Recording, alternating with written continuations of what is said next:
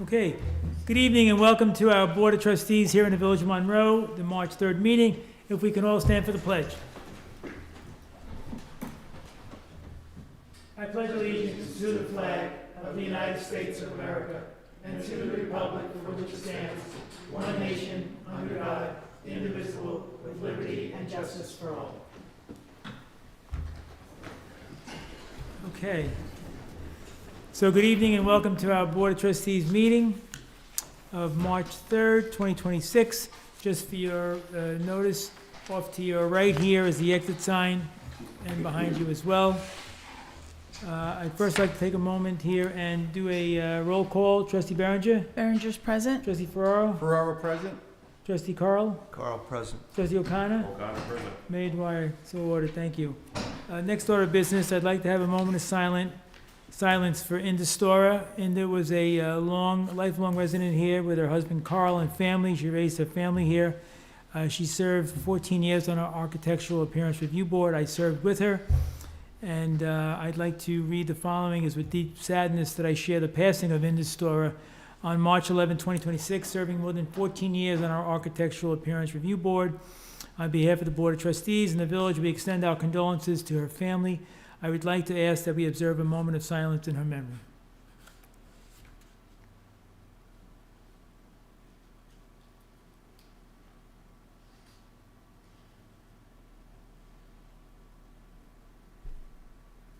Thank you.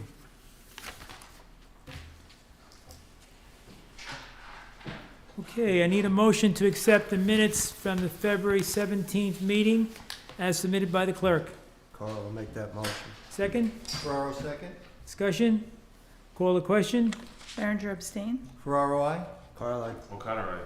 Dwyer, aye, so carried, thank you. Next order of business is the completion of probation for Robert Wallner. Trustee O'Connor. Resolve, the following employee hereby completes their probationary period. Robert Wallner, Building Inspector 3, Code Enforcement Officer, effective March 5th, 2025. The necessary MSD-426B will be submitted to the Orange County Department of Human Resources. And I would put this in the form of a motion. A second, please. Berenger will second. Discussion? Call the question? Berenger, aye. Ferraro, aye. Carl, aye. O'Connor, aye. Dwyer, aye, so carried. Welcome aboard, Rob, thank you. Next order of business is the event application submitted by the Monroe Lions Club for the fishing derby. Trustee Ferraro. Resolved, the Board of Trustees approves the event application submitted by the Monroe Lions Club to host a fishing derby on the south side of Crane Park on Saturday, June 27, 2026, from 8 a.m. to 1 p.m. A rain date has been scheduled for Sunday, June 28, 2026. The application has been reviewed and approved by the Building Department, the DPW, and Police Department. The Monroe Police Department will monitor the area and provide assistance as needed at no additional cost. Monroe Fire District and Monroe Volunteer Ambulances will be notified. I'll put that in the form of a motion. Can I get a second, please? Carl will second. Discussion?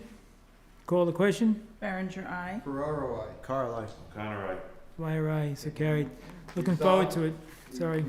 Resolved, the Board of Trustees waives the event application fee due to the Lions Club being a non-profit organization.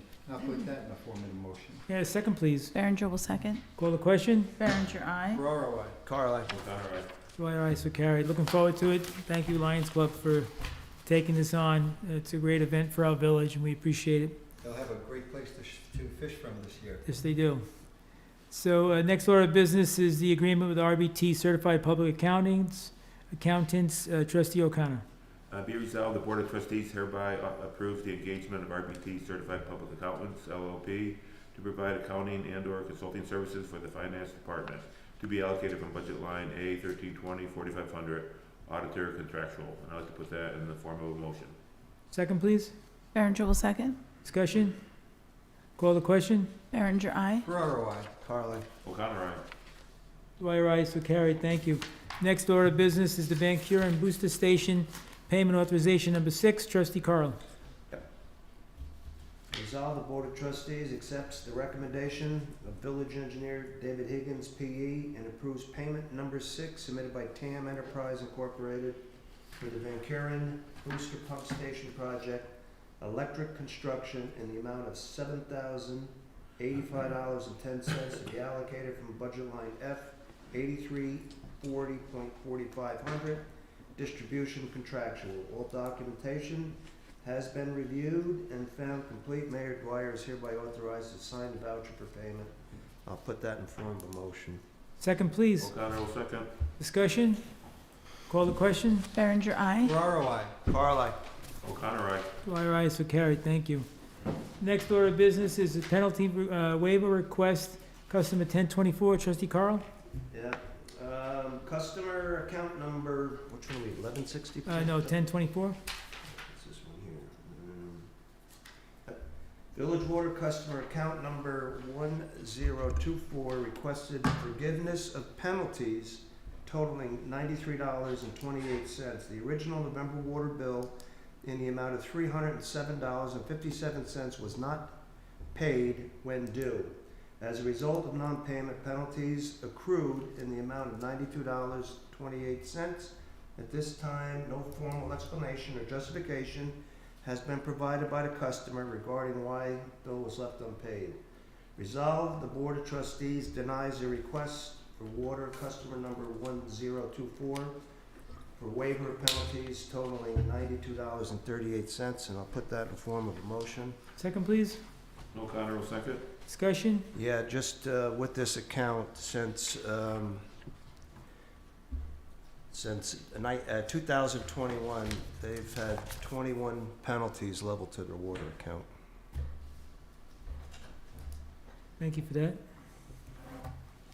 Okay, so we had a first and second discussion. Call the question? Berenger, aye. Ferraro, I. Carl, I. O'Connor, aye. Dwyer, ayes so carried. Next order is the penalty waiver request for the account number 1146, trustee Carl. Yep. Customer account 1146 has requested a waiver of $391.60 in penalty fees, stating that the account became delinquent following the July 30th, 2025 final water read. The outstanding balance consists of charges from the July 30th, 2025 final read, as well as the November 2025 and February 2026 billing cycles. The customer is asking that the accumulated penalty fees be removed. Resolved, the Board of Trustees denies the request of Village Water account number 1146 for waiver of penalties totaling $391.60. I'll put that in form of a motion. Second, please. O'Connor will second. Discussion? Yes, this account had re-levies on their bills for 10 cycles, starting in 5/21 of '22. Thank you for that. Okay, so we had a first and second discussion. Call the question? Berenger, aye. Ferraro, I. Carl, I. O'Connor, aye. Dwyer, ayes so carried, thank you. Next order of business, New York State Division of Homeland Security and Emergency Services, trustee Berenger. Be it resolved, the Board of Trustees approves the attendance of Officer Mahoney and Officer Gaylor to the New York State Division of Homeland and Emergency Services for initial response to active shooters course on March 29th through March 31st, 2026 in, I'm going to say, Oriskany, New York. This training is designed to place officers in reality-based scenarios to prepare for an initial response to active shooter events and other types of aggressive, deadly behavior. There is no cost for the training and lodging. And I'd like to put this in the form of a motion. Can I get a second, please? Ferraro, second. Discussion? Call the question? Berenger, aye. Ferraro, I. Carl, I. O'Connor, aye. Dwyer, Dwyer. Aye. Thank you. Okay, next order of business is the agreement with Hanson Van Vliet Hydrological Consultants, PLLC, Well 4, trustee Carl. Resolved, the Board of Trustees authorizes the mayor to enter into an agreement for professional service with Hanson Van Vliet Hydrological Consultants, PLLC, to provide hydrological consulting services in support of the investigation of elevated sodium and chloride concentrations in well number 4, including a desktop review of all available data, information, reports to identify potential contaminant sources and evaluate the likelihood of impact to the village's groundwater supply system in the amount of $5,950 to be allocated from budget line F8320.4500 source contractual. I will put that in the form of a motion. O'Connor will second. Discussion? Yep, we met with them last week with our water plant operator. I've had a conversation with these folks in the past up at New York Rural Water Conference, and I did speak with Lou Gracia as well as Rob Rolinski from the town of Wallkill. They've been using this firm for over 40 years, very satisfied. Wow. So I think, we had a good read on them the other day Yeah, when we they were did. here. They answered our questions, and I think the complete pros. it's going to be, they're going to be a valuable asset going forward, especially as we start to explore for groundwater to Sure. augment our reservoir. Agreed. Okay, we have first and second. Discussion is had. Call the question. Berenger, aye. Ferraro, I. Carl, I. O'Connor, aye. Dwyer, aye, so carried. Next order of business is a resolution supporting increased aid to municipalities and strengthening New York State's local partnership. Whereas Governor Kathy Hochul released her 30-day amendments to the executive budget, which include an additional $100 million in temporary municipal assistance to be allocated in the same manner as in the past 2 years. And whereas these additional investments reflect the recognition of New York's strength begins in its cities, villages, and towns, and that a strong state-local partnership is essential to delivering the services, infrastructure, public safety, and quality of life that residents expect and deserve. And whereas local governments across New York State continue to face mounting fiscal pressures driven by inflation, increased service demands, infrastructure needs, and rising operational costs while striving to provide relief to the taxpayer amid a rising cost of living. And whereas New York Com Executive Director Barbara Van Epps, along with the mayors from across the state, testified at a local government joint budget hearing in Albany advocating for increased unrestricted aid and a strengthened state-local partnership. And whereas the additional $100 million in TMA will offer meaningful assistance to many municipalities statewide, helping to address fiscal challenges and maintain essential services for residents. Now therefore be resolved, the Village of Monroe applauds Governor Hochul for recognizing the importance of investing in local governments and reaffirming her commitment to strengthening New York cities and villages.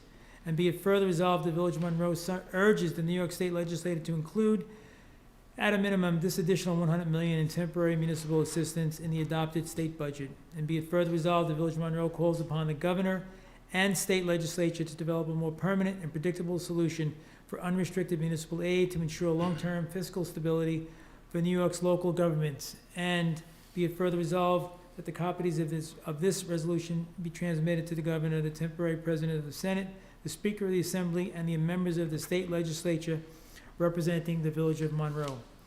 I need a motion to adopt this resolution and submit it to the governor. Berenger will make the motion. Second? Ferraro, second. Discussion?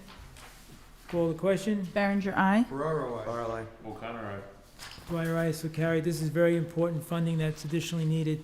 Certainly, communities are just not capable without taxing their residents significantly to supplement their O&M each year. So this is really welcome news, and I hope it all happens and comes to fruition. Okay, next order of business is a waiving of a planning board application fee for the project known as the Q. Resolve the Board of Trustees waives the application fees as they were paid in full when the first application was accepted, and this is considered a continuing application. Additionally, the board has not waived any escrow required to continue reviewing this application. Any and all fees pertaining to professional statements will be paid in full prior to the signature of the planning board chairman being affixed to the approved plans. I need a motion to adopt this waiver application. O'Connor will make the motion. Second? Carl will second, just some quick discussion. Sure. Have they gotten their approvals for that complex to be They built? did. Now, time has lapsed, so they have to go back to the planning board? So they're back in the planning board right now, Okay, and they've went ahead and took their application, their completed application, and all their project, and placed it in front of the planning board in its entirety to be reviewed so that if anything has changed, whether it's been wetlands reports, any type of setbacks or anything, and in fact, what they found was the property is approved for 138 units on that parcel, and they're putting 72 in. So that really has a lot to do with it. Well, is there any chance of future expansion with that, or no? I don't think so. Council, I wouldn't think so. I would not know. You'd Yeah. have to ask planning board attorney. Yeah, So I'm assuming then that they're following the new regulations that Yes. we put in place? exactly And correct. the other thing that we had talked about, the potential for going in there and do some groundwater exploring. He's open to the idea, very open. Okay, all right, So I think it's a win-win. sounds like. Thank you. Thank you. Okay, so discussion completed. I need a motion, I need a call to question. Berenger, aye. Ferraro, I. Carl, I. O'Connor, aye. Dwyer, aye, so carried. Thank you. Next order of business is a contractual services agreement with our former treasurer, Anthony Feliz. Resolved, the Board of Trustees hereby authorizes the engagement of Anthony Feliz in a contractual capacity to assist the village with the completion of the fiscal year 26-27 budget. Mr. Feliz shall be compensated at a rate of $34.62 per hour. I need a motion to adopt this agreement. O'Connor will make the motion. Second, Carl will second. discussion? Call the question? Berenger, aye. Ferraro, I. Carl, I. O'Connor, aye. Dwyer, aye, so carried. Thank you. Mr. Burns, do you have anything? No, I just feel like I keep repeating myself with, I'm just really proud of our DPW for all the storms, and this has been a rough winter, and they've really been there at all hours of the day and the night. Also our police officers, I'm constantly seeing them patrolling and just being on alert, and I think we're really lucky to have them here in the village. Thank you. No, have, Carl? Yeah, just a couple of things. I want to thank the village clerk for reaching out to the United States Post Office. It's usually a chore in itself. But those green drop boxes that we've spoken of, they do not use them anymore. And there was an email sent back to us that give them several weeks and they will be removed. So chalk one up for the post office. The double pole dilemma, I still see double poles out there. I know there were contractors in here removing poles. Have we gotten any update from Orange and Rockland? I haven't gotten anything of recent. I thought there was probably just, I mean, I don't know how many you saw. I think I counted 3. Well, and then there's one down here on Spring Street, got whacked with a car, and that's all splintered hanging out too. So, And a new pole next to it. and a new pole yeah. next to it. Oh, So what else is that there? was one of them. So Okay. I could follow up on that. I appreciate it. And last but not least, and again, I want to thank the village clerk for assisting me with this. The firework drone show, we also have the Mighty Spectrum Band on July the 3rd. Thank you, Andy, for that. The vendor applications are coming in pretty solid. And we're reaching out to the not-for-profits. If you're interested in coming down and making some money for your organization during the street fair, we'd love to have you. But it's all starting to come together now, and before you know it, we're going to be 250 years old. Oh, yeah. The amazing show. I don't feel it, though. I feel pretty good. But nonetheless, it's going to be a nice show this year. We got Garden State Fireworks again, who does a superb job, and we're going to add this drone show and try to light up the sky here in Monroe for a few hours. So, and that's all I got. Thank you. Spring's right around the corner. I'll see you next week, Let's hope. 73. Trustee O'Connor? Just a great job to the highway department, everybody coming into Home Depot, we're just Yeah. amazed at how good our streets are, Yeah. yeah. I was out walking the other day up in Briarcliff, and there was a fellow up there that said, I'm amazed at what you guys do. Yeah, Just amazed, you know. He said, I wish it didn't land up in front of my driveway, but I get it. He said, Mhm. "But they're an amazing bunch." So I agreed with him and thanked him for his And thoughts. we are having, throughout the eastern seaboard and up, salt shortages, so they're having a hard time getting salt in. You may notice there's a lot of sand being mixed in now, so we can try to stretch our way through the winter months. Absolutely. But we are coming down the home stretch, and I've been speaking with Aldo and the town highway superintendent. They're all in the same boat. Yeah. We just can't get salt. And now what's out there, you know, the market drives it, so the price is up. Yeah. Okay, council, do you have anything? I do have something for executive session. Okay, very good. Anyone from the public wish to speak? Please.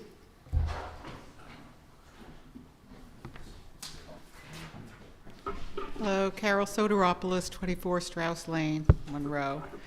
Good evening. Thank you for giving me the opportunity to speak, which I do on behalf of Hands Off Hudson Valley, a local nonpartisan group advocating for civil rights. I respect this opportunity to speak, and I am self-limiting my time to under 4 minutes.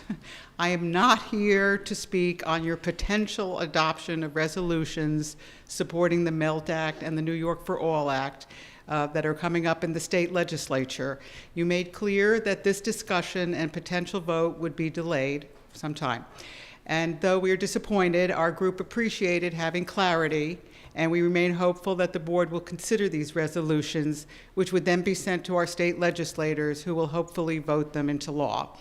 So please relax. I'm not here on that account today. And please know that we are all grateful that you have developed and signed on to the document opposing the planned ICE detention center in Chester. And gratitude extends to all that you do and to Chief Guzman and his staff to protect vulnerable residents in the village. So why have I come again? Solely because a couple of things were said last time I was here on February 2nd that were misleading or the result of misinformation. And I thought long and hard about whether it was important enough to come and address these misunderstandings. But I think we all agree of the importance of bringing truth to light. And if I make misstatements, I for sure appreciate being shown that I have been misinformed or miseducated. So in the name of continuing clarity, here are the 2 points that I would like to address. First, on the issue of ICE agents in Monroe being clearly identified and not wearing masks. Mayor Dwyer indicated that he had been shown photos of one resident's encounter with several ICE agents. None of those particular agents were masked.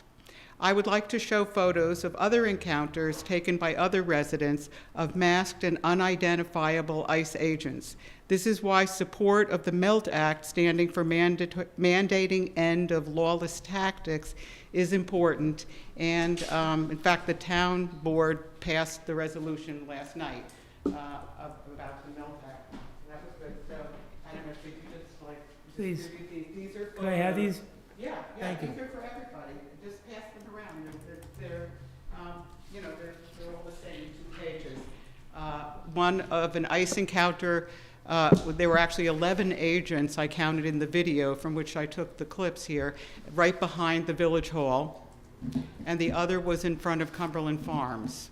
And I'm sure there have been others, but I'm saying these are the ones that, you know, we have photos of masked agents. Were they here for very long? Were they here long? You said the ones behind the village. Behind the village hall. They were here in August, and that, And do you know how long they were here for? I don't know. I know that the person who took the video, who is my co-chair of Hands Off Hudson Valley, she came, she saw that they were here, she came and she was terrified. She's 82 years old, and she video recorded them, and she sent the video to the mayor. I know that. That's Nora Stefano. Yeah.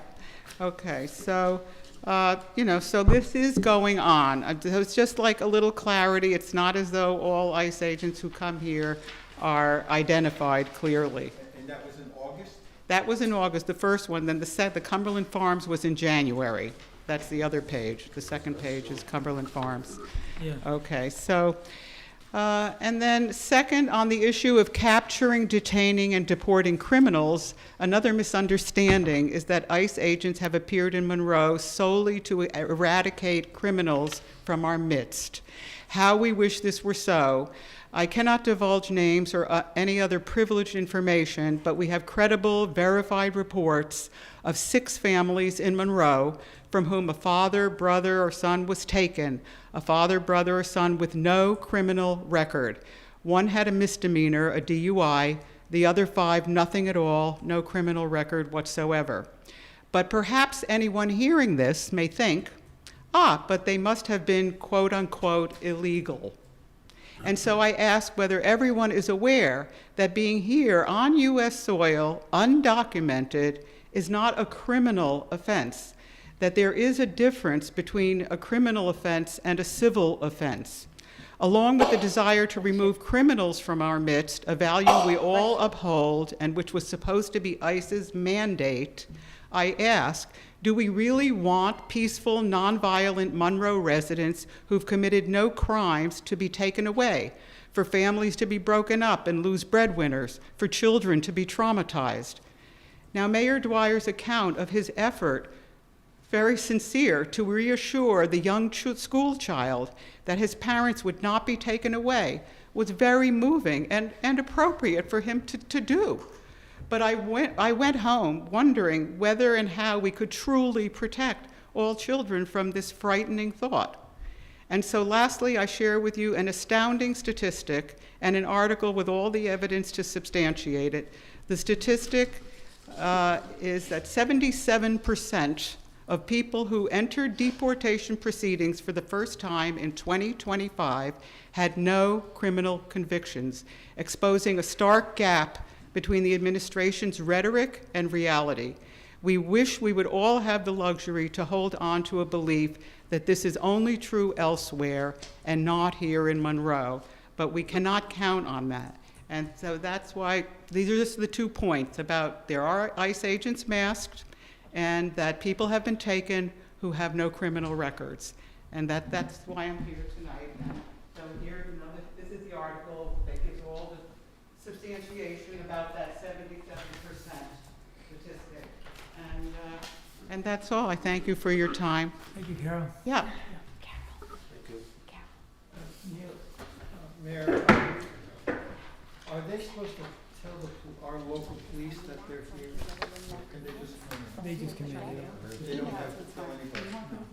they do courtesy occasionally, but they don't. I was here It would be nice to this have, day. you know, if there's any way one of our officers could escort them and just verify that they have a criminal record that they're picking up. Is there a way? I don't, that's what I was just I don't asking, think if so. there's a way for one of our, see, if they let our police department know that they're here, I wonder if one of our officers could escort them and just simply, when they make an arrest, verify that that's a criminal. That's all. I was just curious if there's any way we could do that. But if they come in and we don't know about it, I don't know how to do that. Right, and I've had that conversation with Chief Guzman. Now, that was months ago. He may have changed his perspective now that there have been many more, incidents. But at the time, this was last summer, he said that if he's called into his officers into a situation, it can be misconstrued, that they are cooperating with ICE, which he That's doesn't true, want too. that to be seen. You're So right. his middle ground was that if somebody, has ICE appearing at their door and feels threatened, they can call and then the police will go. But it would be, as you're suggesting, that would be. I don't know if it's possible. First of all, that we would have to be notified. The police department would have to be notified that Right. they're even here. That they're And they could right? come and grab and go before anybody even knew they were here. Can somebody on the council have that conversation with the Chief Guzman? I can. Perhaps that's possible. Mhm. Yeah. Trustee Berenger will. Oh, thank He's you. liaison to the police department. Yeah, especially to keep this conversation Just going, ask. because, as we know, since last summer, I came in July, nothing had happened up till July. Mhm. I came and it was all like, oh, it's still in Los Angeles, and so much has transpired since then, that, it's really worth continuing this conversation with the chief. Thank you. Thank you. Carol, is that detention center in Chester, is that now off the table? Or where, I mean, I'm sorry for laughing, but there's been so many conflicting statements. Right now, and ICE has put this out. First it was a yes, then it was a no, then it was a yes, then now it's a no. Okay, so it seems as though it's a no, but we are ever vigilant about whether they're going to put a detention center somewhere else than in Orange County. Because we're just too good. We've got Stewart Airport there, and they have new administrative offices in New Windsor. So it's hard to believe that they're just going to walk away from our county, even if Chester is out. I think you may have heard that Roxbury, New Jersey, which isn't that far from here, first it was the same thing, a lot of contradictory statements, and now it's in. New Jersey, the two senators in Washington were very opposed. The representative for that district was not, and it went in. We're very fortunate that Congressman Ryan, has been working very hard to try to keep it out of Chester, as have all the officials, Executive Newhouse, everybody's been pretty much on board. I can't say that's the reason it went in New Jersey, that it went in because the representative was, not working hard to try to, obstruct it in any way, but it did go in, and so we don't know. It could happen in Chester too. I mean, you hear one thing one day, and the next day it's something else, all supposedly official statements from the Department of Homeland Security. And I don't know if it's just so confusion, so that people now feel relaxed, like, oh, it's not going in, and then maybe next week all of a sudden something happens. But the real estate company that gives the lease for it, is Pyramid in Newburgh, and they have come out and said that it's not going through. So, so we have, so it's different statements that say, no, it's not going through. But again, I'm repeating myself. Well, Yeah, I guess time will tell. Yes. Okay, anyone else from the public wish to speak to the board? I can't see you, so I'm only assuming you don't want to come up? Okay. I have my glasses on. Okay. Okay, if that be the case, thank you all for attending the meeting. I need a motion to go into executive for attorney-client Litigation. litigation. Berenger will make the motion that we go into executive session for litigation. Carl will second. Call the question? Berenger, aye. Ferraro, I. Carl, O'Connor, right? Dwyer, aye, so carried. Thank you.